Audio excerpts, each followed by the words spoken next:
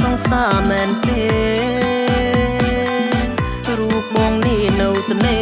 ងអើយមិនទាន់មានទេម្ចាំងចិត្តអើយកន្លោះក្នុងភូមិច្រើនណាស់វមិត្តបងស្អាតដាច់គេមានមេព្រមស្នេហ៍បងទៅអើយស្រីពៅយើងភូមិចិត្តគ្នាអើយស្រែមប៉ុនបងល្មមទេ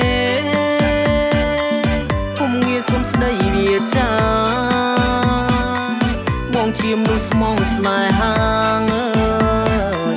រៀមនឹងចូលសួរតាមតម្រាង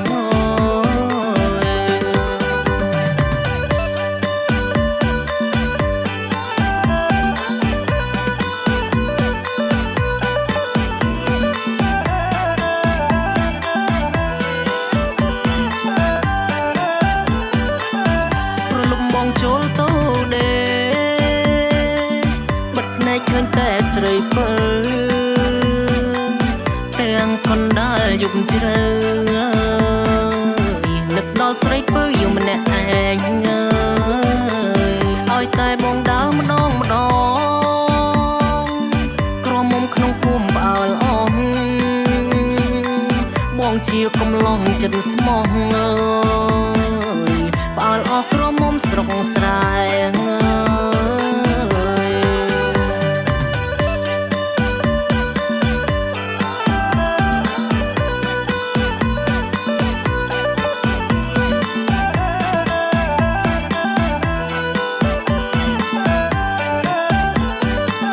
បើសិនអូនព្រមស្រឡាញ់ប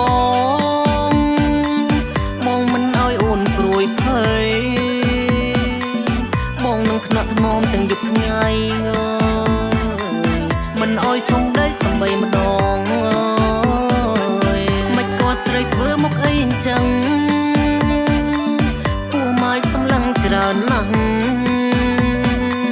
ប្រុសនៅក្បែរធុងបាំងមើលអូនមិនព្រមដាក់ភ្នែកឯណែអូនគុណយូរម្លេះទ្រង់បងស្ទើរព្រះអរ